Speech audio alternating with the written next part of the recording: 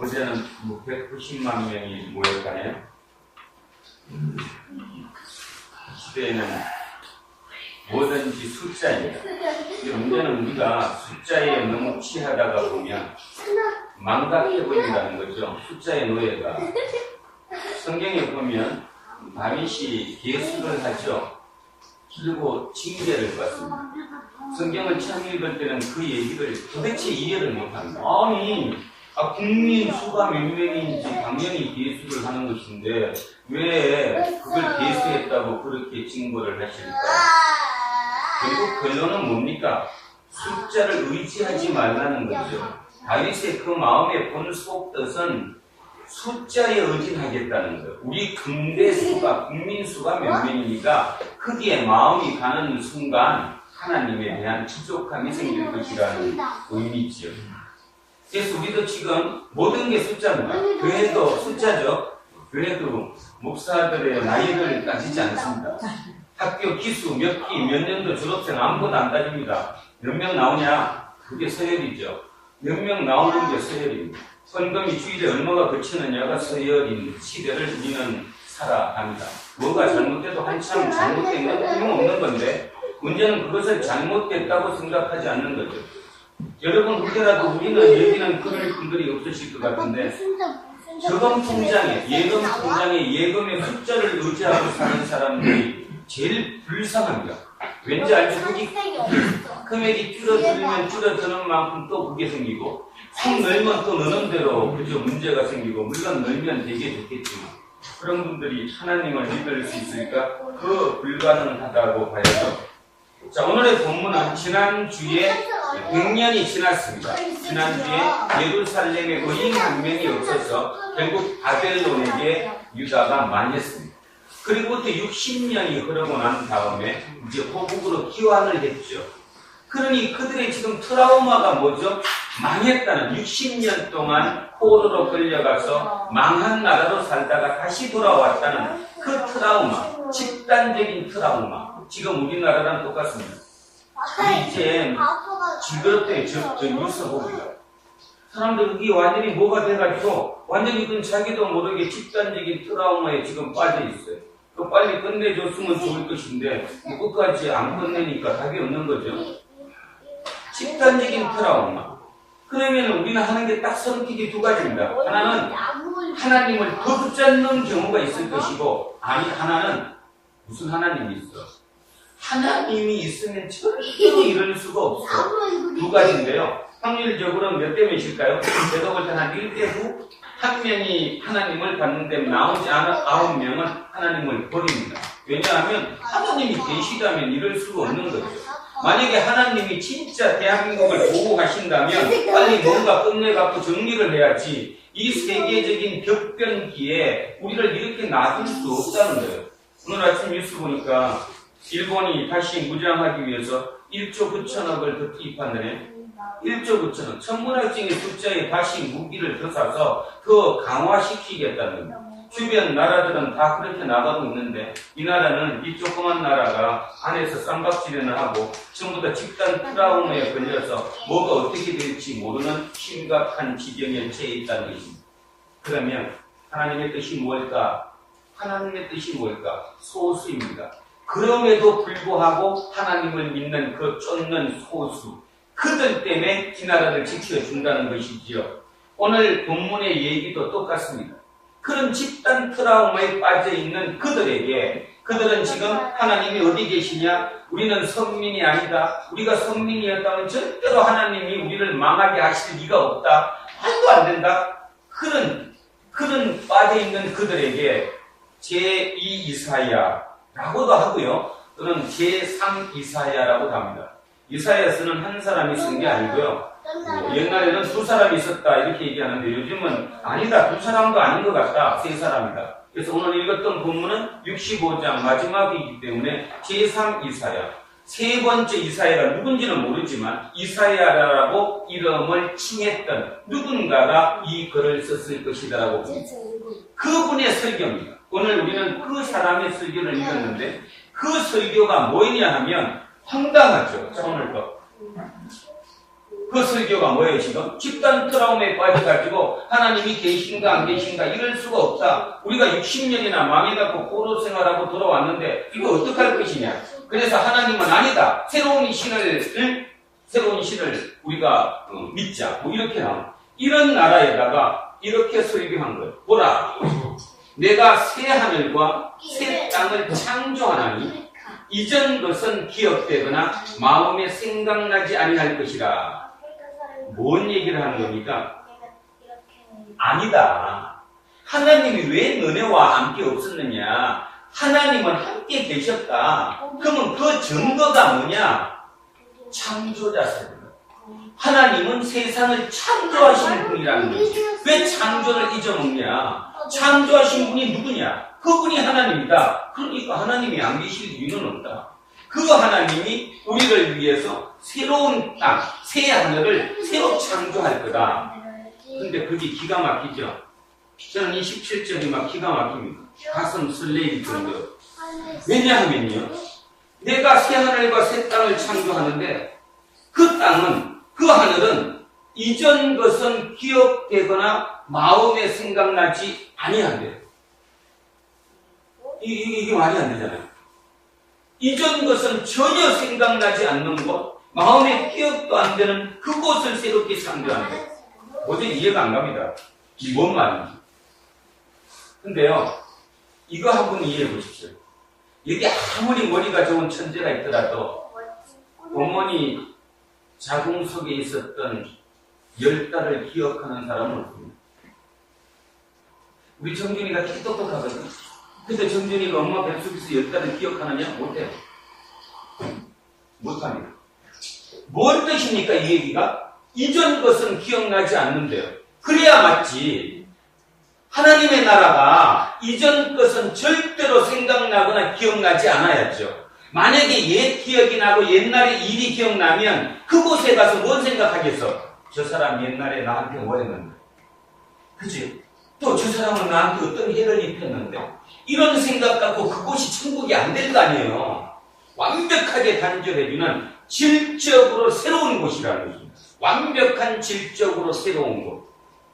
근데 우리는 이 새하늘 새 땅을 어떻게 생각하느냐 하면 지금보다 조금 나은, 지금의 연장선상에 있는 어떤 그 더 좋은 곳, 이렇게 오판을 하는 거죠. 아니라는 것입니다. 그 새하늘과 새 땅은 이전 것이 전혀 기억나지 않는, 우리가 어머니 뱃속에서 나와가지고 완전히 새로운 질적인 새로운 세계를 맛보는 것처럼 전혀 기억나지 않는다. 대단하죠. 어떻게 2500년 전에 저거를 알았을까? 여러분들은 성경을 당연히 읽었어요. 성경을 당연히 읽으니까 2500년이 뭔 관계가 있어, 그치? 2500년 그러면 가까운데 우리나라에 전 누구죠? 누구였어? 그 옛날에 그 고구려 주몽? 주몽 같은 얘기 들으면 웃긴다고 그러지. 박혁것의 얘기하면 더 웃긴다고 그러지. 무슨 박혁것가 아래서 났어? 그게 언제였어요? 그게 2000년 전이에요. 예수님 태어났던 시절에 우리나라에서 저 밑에 박혁거세가 아래에서 태어났대잖아. 그러니까 우리 거는 굉장히 먼 것 같이 느껴지고 성경은 되게 가까운 것처럼 느껴지는데 이거 지금 2500년 전에 어떤 사람이 그 지금 희망을 잃어버리고 트라우마에 빠져가지고 하나님이 안 계시다고 얘기하는 그들에게 설교한 거예요. 보라, 내가 새 하늘과 새 땅을 창조한다. 그런데 그 땅은 이전 것은 기억되거나 마음에 생각나지 않는다. 진짜 대단한 파격적 아닙니까? 파격적. 성령님의 도우심으로 깨우침이 있는 오늘 되시기를 원합니다. 그거 되고 나면 진짜 성경이 새롭게 보이고 성경이 새롭게 보이는 순간 여러분 삶은 바뀝니다. 근데 왜 여러분은 안 바뀌느냐? 맨날 성경을 신화로 옛날 얘기로 뭐 성경이니까 설교니까 그렇게 듣고 자기 삶에 전혀 대입이 안 되니까 그래서 느끼지는 못하는 거예요. 이 17절은 진짜 대단한 얘기입니다. 2500년 전에 어떤 사람이 어떻게 저런 생각을 했을까? 그럼 우리는 단순히 이렇게 생각해요. 그분이 눈 감고 기도했더니 하나님이 알려줘서. 그렇게 얘기하지 마세요. 그것이 아니고 진짜 통찰력을 가지고 진짜 영성이 뛰어나서 기도 중에 그런 생각이 들어온 거예요. 자, 그래서 새하늘과 새 땅은 새롭게 창조되는데 지금과 완전히 별개, 질적으로 완전히 틀리다. 그래서 이전 것은 기억나거나 마음의 생각조차도 나오지 않는다. 그렇죠. 그래야 그곳이 천국이지. 적어도 그래야 그곳이 천국이지. 그렇죠, 사모님? 그래야지 우리 둘이 만나도 옛날에 싸운 거 생각 안 나겠지, 그지? 모르고 만나야지. 그때 옛 기억을 다 하고 만나면 뭐 같이 살겠어? 자, 바로 천국은 그런 곳이라는 것입니다. 그곳을 새롭게 창조한다는 거예요. 누구가? 창조주 하나님. 그런데 왜 하나님이 안 계시냐? 이런 뜻이죠. 그러면서 이제 18절부터 이렇게 사람들이 알아듣는 얘기, 그 시대에 살았던 사람들이 새하늘과 새 땅이 이런 거구나 알아듣게끔 지금 설명하는 겁니다. 너희는 내가 창조하는 것으로 말미암아 영원히 기뻐하며 즐거워할지니라. 보라, 내가 예루살렘을 즐거운 성으로 창조하며 백성을 기쁨으로 삼고 내가 예루살렘을 즐거워하며 나의 백성을 기뻐하리니 우는 소리와 부르짖는 소리가 그 가운데서 다시는 들리지 않을 것이며. 그들이 지금 희망하는 거잖아요. 그런 세상을 꿈꾸는 것, 그런 것. 자, 20절. 거기는 날수가 많지 못하여 죽는 어린이와 수완이 차지 못한 노인이 다시 없을 것이라. 곧 100세에 죽는 자를 젊은이라 하겠고 100세가 못되어 죽는 자는 저주받은 자이리라. 안 죽는데. 그들이 가옥을 건축하고 그 안에 살겠고 포도나무를 심고 열매를 먹을 것이며 그들이 건축한 데에 타인이 살지 아니할 것이며. 안 뺏긴다는 거죠. 집도 뺏기지 않고 땅도 뺏기지 않고 내가 한 그들이 심은 것을 타인이 먹지 않고 내가 먹고 이는 내 백성의 수한이 나무의 수한과 같겠고 내가 택한 자가 그 손으로 일한 것을 길이 누릴 것이며. 이 얘기를 듣는, 그 설교를 듣는 2500년 전 예루살렘 그분들을 한번 상상해 보십시오. 그들은 이 얘기가 그냥 마음에 쏙쏙 박혔을 거예요. 쏙쏙. 이제 우리가 고통당할 필요 없다. 내가 열심히 일해서 내가 먹고 살면 된다. 집에서 내 것 뺏기지 않는다. 우리 집도 뺏기지 않는다. 나라도 뺏기지 않는다. 자, 23절. 그들의 수고가 헛되지 않겠고 그들이 생산한 것이 재난을 당하지 아니하리니 그들은 여호와의 복된 자의 자손이요 그들의 후손도 그들과 같을 것입니다. 여기까지는 그 시대의 상황을 얘기했어요. 새하늘 새 땅이 어떤 곳이냐? 이런 곳이다. 지금 얘기해보면 어떤 곳이에요? 평화로운 곳, 정의가 있는 곳이죠. 결론적으로 두 개가 있는 곳이에요. 정의로운 곳이고 평화로운 곳. 우리들이 꿈꾸는 그곳이 새하늘과 새 땅이다. 그런데요, 한 걸음 더 갑니다, 이제. 이 이사야는 그러니까 그 설교를 듣는 그분들에게 한 걸음을 더 가서 아주 이상한 얘기, 묵시적인 상상을 합니다. 25절 같이 합니다. 시작. 이리와 어린 양이 함께 먹을 것이며 사자가 소처럼 짚을 먹을 것이며 뱀은 흙을 양식으로 삼을 것이니 나의 성산에서는 해함도 없겠고 상함도 없으리라. 여호와의 말씀하시니라. 어떤 곳이에요 지금? 대단한 상상이죠. 진짜 대단한 상상 아닙니까? 이리와 어린 양이 같이 살고 사자가 소처럼 짚을 먹고, 그죠? 완전한 평화를 얘기합니다. 완전한 평화. 거기는 아무 다툼도 없고 해함도 없는 완벽한 평화. 그곳을 꿈꾼다는 거예요. 그런데 지금까지 역사적으로 따져보면 이런 세상은 있었어요, 없었어요? 없었습니다. 지금은 누가 싸워요? 이리와 어린 양이 싸우는 게 아니라 양끼리 싸우잖아요. 지금 대한민국의 가장 큰 문제는 양과 양이 싸워요. 그죠? 정의가 어디 있어요? 정의. 물론 이렇게 얘기하면 여러분은 저한테 이렇게 얘기할 수 있습니다. 설교는 다 그렇게 할 수 있어. 나가봐. 밥 먹고 살려면 무슨 정의를 어떻게 실천해. 그렇게 얘기할 수 있습니다. 맞습니다. 옳기도 하고요. 그러니까 개인적으로는 개인이 밖에 나가서 정의를 부르짖는다? 참으로 어렵죠. 어저께 과연 190만 명이 모였는가 안 모였는가는 모르겠지만 190만 명 대단한 명수가 모인 겁니다. 뭐를 위해서? 정의를 위해서. 한 마음이 되니까 그렇게 모일 수 있었다라는 거죠. 자, 그렇게 정의를 추구할 수 있는 것. 근데 과연 자기 직장에서 그럴 수 있을까? 아니면 하청기업이 원청기업에게 야, 사람 살게 해주시오. 우리도 먹고 살게 해주시오. 할 수 있을까? 없다라는 거죠. 그게 지금의 현실이라는 것입니다. 그러면 우리는 이제 지금 여기서 어떤 딜레마에 봉착을 합니다. 이사야의 얘기는 말 그대로 그냥 설교일 뿐인가?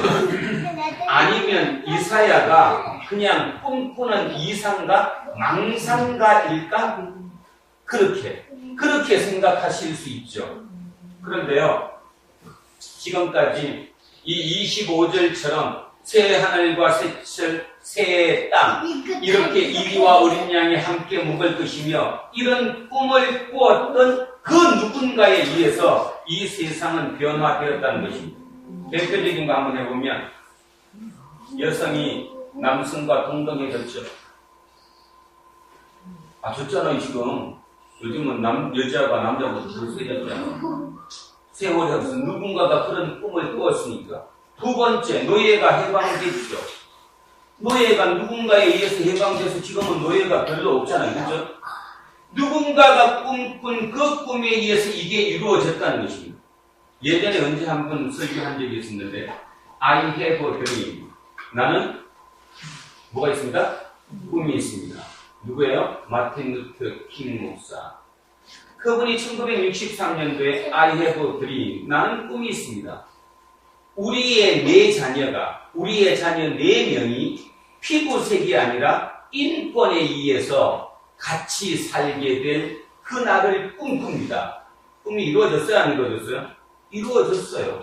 63년도에 얘기했던 그것이 이루어져서 어쨌든 지금 현직 오바마가 흑인 대통령 아닙니까?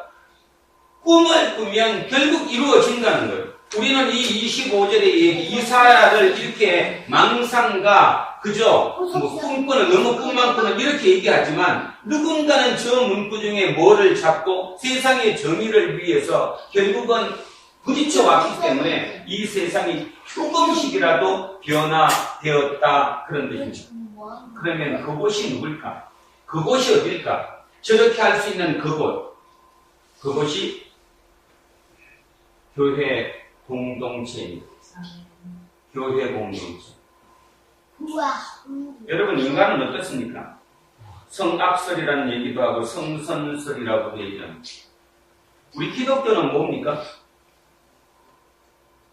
기독교는 인간을 뭐라고 해요? 성악설. 그러니까 뭐 성악설, 성선설 이렇게 얘기하는데 우리 기독교는 무슨 설이에요? 원죄설. 네? 원죄설. 그러니까 성악설이에요. 성악설. 창세기 6장 5절 한번 보세요. 창세기 6장 5절 제가 한번 읽겠습니다. 창세기 6장 5절에 보면 이렇게 나와 있습니다. 여호와께서 사람의 죄악이 세상에 가득함과 그의 마음으로 생각하는 모든 계획이 항상 악할 뿐임을 보시고. 시작이, 우리 기독교의 시작은 사람은 악하다는 거예요. 사람은 악해요. 그래서 죄악이 가득하고요, 생각하는 모든 것이 악할 뿐이라는 거예요. 그렇다면 문제가 생겨. 이제 이 이사야의 얘기는 헛거지요. 어떻게 이리와 어린 양 이런 곳을 어떻게 만들 수 있냐는 것입니다. 못 만든다는 거죠. 그런데요, 하나님께서는 진짜 인간을 그렇게 만들면 안 되겠다, 어떻게든 인간을 구해봐야 되겠다 해서 본인의 독생자를 친히 이 땅에 내려 보내셨잖아요. 예수 그리스도는 친히 도저히 답이 없어서 이런 얘기가 시도 안 먹히니까, 설교가 시도 안 먹히고 선지자 예언자들의 얘기가 아무것도 통하지 않으니까 마지막 방법으로 본인의 독생자, 본인이면서 독생자인 예수 그리스도를 이 땅에 보내셔서 우리를 위해서 죽이셨잖아요. 그 얘기를 너무 피상적으로 맨날 듣다 보니까 실제적인 얘기로 안 들어오니까 기독교 신앙이 완전히 이제 엉터리가 되는 거예요. 진짜 어느 날 갑자기 아 진짜구나. 하나님이 인간이 약해갖고 아무리 예언자, 선지자들 통해서 이런 얘기를 아무리 끄더라도 시도 안 먹히는구나. 그러니까 마지막 방법은 본인이 직접 내려오는 길밖에 없었겠구나. 그런 얘기가 뭘 속으로 어때요 지금? 목사 웃기는 소리 하고 있지. 근데 조금만 더 바꿔 생각해보면 세상에 어떤 인간의 머리로 그 생각을 할 수 있겠냐는 거예요. 저는 반대로 생각합니다. 그래서 믿습니다. 아니 거꾸로 생각해 거꾸로 어떤 인간이 그 아이디어 그 생각을 가질 수 있냐고. 신이 직접 내려와서 우리를 구하러 왔다는 생각을. 진짜지. 그거를 진짜 믿으면 다 새롭게 보여요. 새롭게 보이는 순간 어떻게 됩니까? 세상에 두려움이 사라져요. 개수하지 않아요. 다시 얘기하면 통장에 몇 푼 있는가 그거 카운트다운 하지 않는다. 안 하고도 충분히 살 수 있다는 거예요. 그건 누구였습니까? 사도 바울이었잖아. 내게 능력 주는 자 손에서 모든 것을 할 수 있는 그 모든 것이 뭐였어요? 좋은 게 아니었잖아.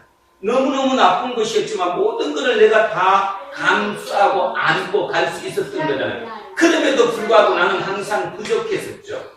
나 같은 악한 사람을 그 신이 직접 내려와서 구원해줬다. 이 감사함 때문에. 자, 그래서 초대교회는 예수님께서 이 땅에 오시고 난 뒤에 부활하시고 성령 강림절에 마가의 다락방에 성령을 부어주심으로 인해가지고 초대교회 공동체가 생겼어요. 그들이 이룬 것이 바로 이 25절이죠. 그들은 모든 것을 뭐 했어요? 공유했어요. 공유. 재산도 다 팔아갖고 공유하고요. 서로 같이 살았잖아. 어떻게 인간이 그럴 수 있습니까? 인간의 역사상 진짜 인간이 인간으로 살지 않은 가장 공동체, 그것이 교회 공동체.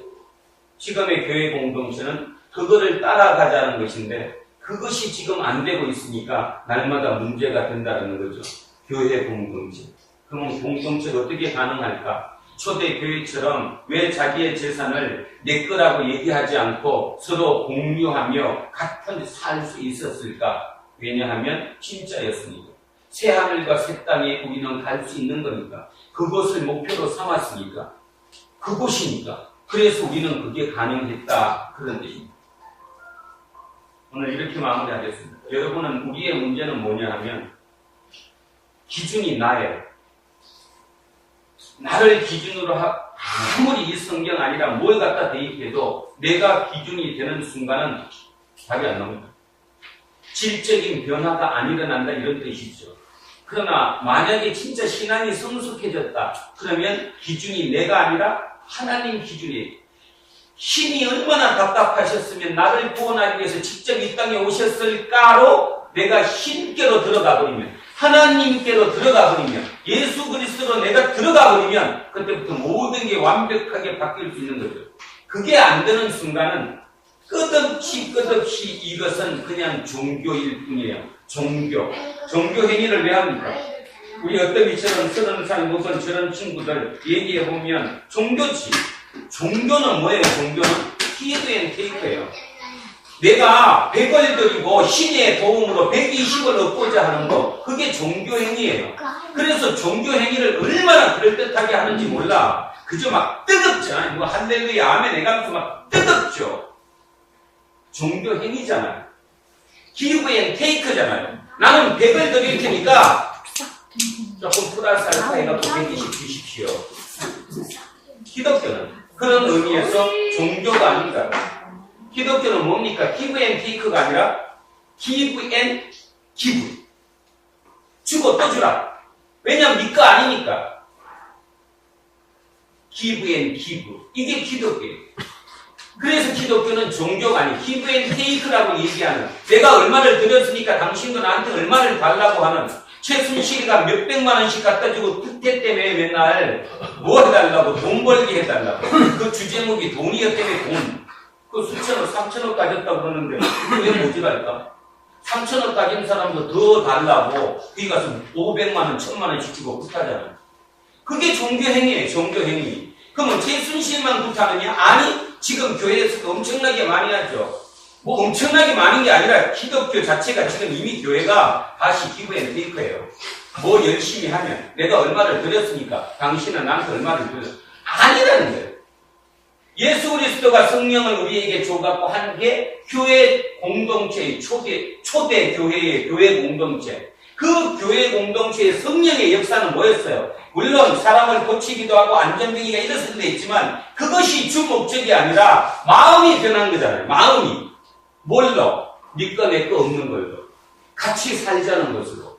해함도 없고 상함도 없는 것으로. 진짜 정의와 평화가 일어나는 곳으로. 성령은 그것입니다. 여러분이 성령 충만합니까? 그러면 다른 거 아무것도 없어요. 진짜 정의로울 수 있습니다. 어저께 거기 참석은 못해도 적어도 누워보면서 손가락질은 안 합니다.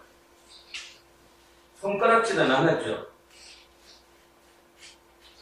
사람마다 요즘 그 생각해요. 제가 그래도 그분을 그렇게 싫어하지 않았었고, 뭐 그분도 그 나름대로 참 서울대에 나와서 사회를 위해서 참 열심히 일했다.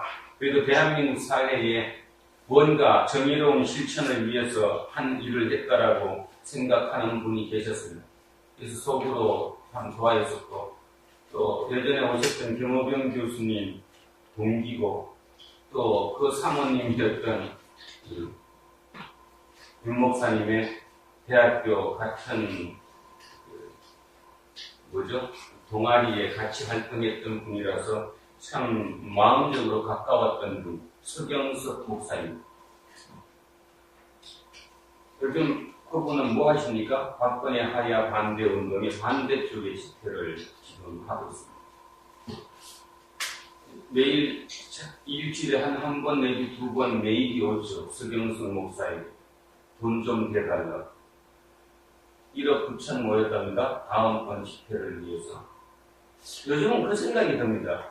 그분의 목표는 뭘까?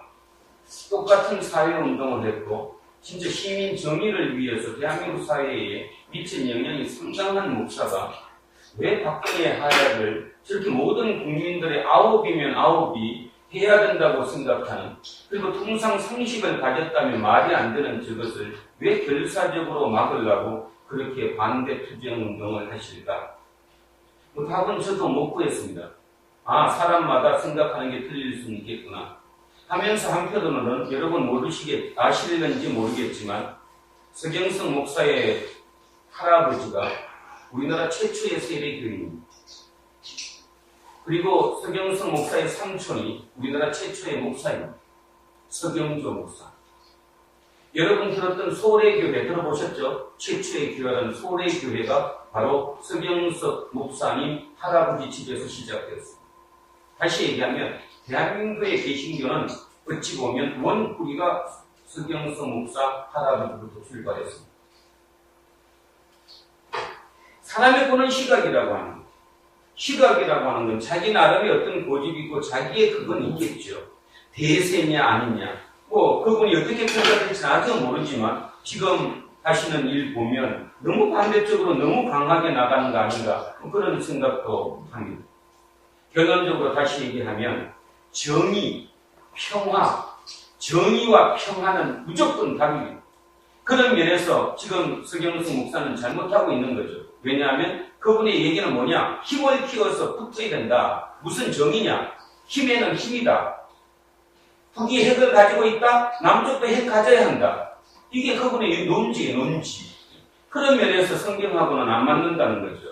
그래서 저도 한때는 그분의 어떤 추종자는 아니었지만 굉장히 좋아하는 선배였었고, 그래도 세상에 많은 큰 영향력을 미쳤다는 분으로 그렇게 각인됐던 그분의 꿈이 요즘은 조금씩 깨어지고 있습니다.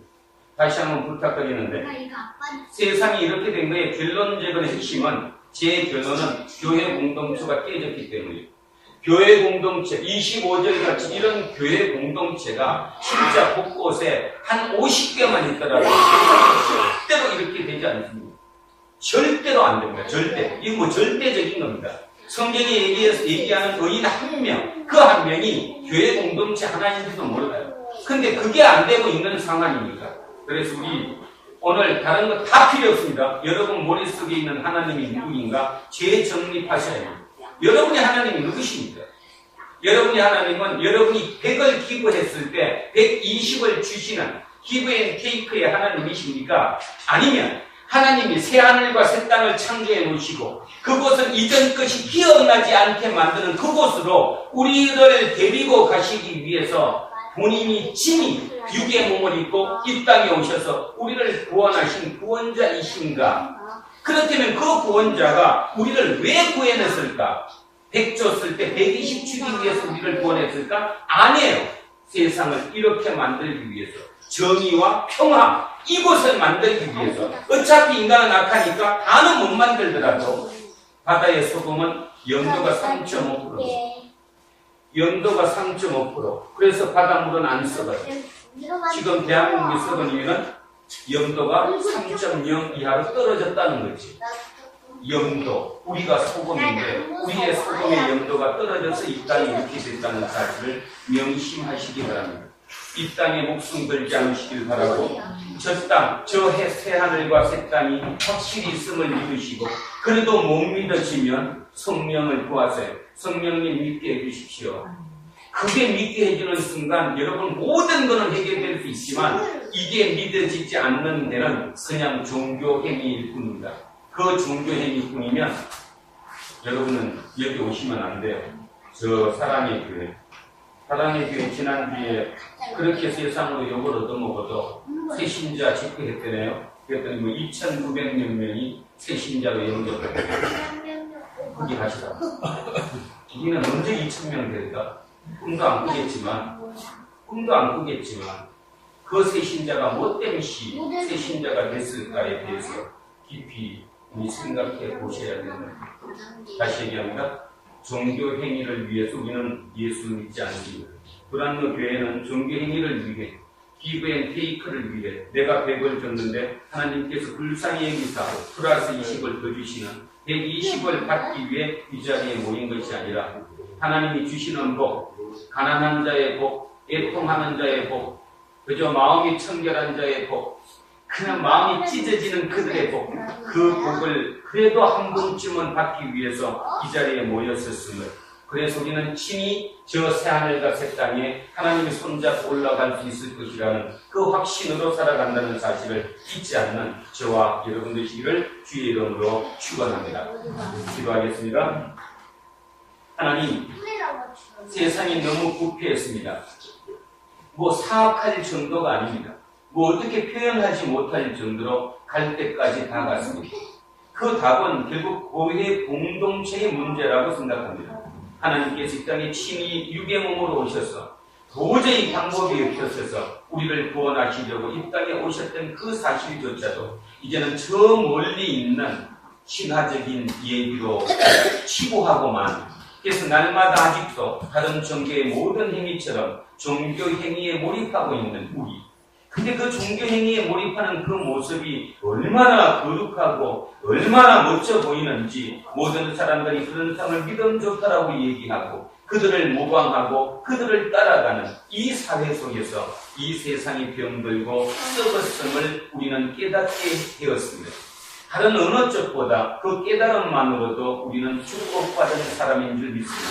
하나님께서는 창조주십니다. 그리고 새롭게 창조하실 그 땅, 그 새하늘과 새 땅은 이전 것은 절대로 기억나지도 않고 생각지도 못하는 새로운 질적인 변화가 일어나는 곳, 그곳이 우리는 예수 그리스도를 통해 부활한 것임을 믿습니다. 그 부활을 믿고 재림을 기대하며 살아가는 우리 공동체, 주님 다시 오실 그때 우리를 꼭 붙잡으시고 하나님의 나라로 인도해 주실 것을 믿으며 거룩하신 우리 주 예수 그리스도 이름으로 기도드립니다.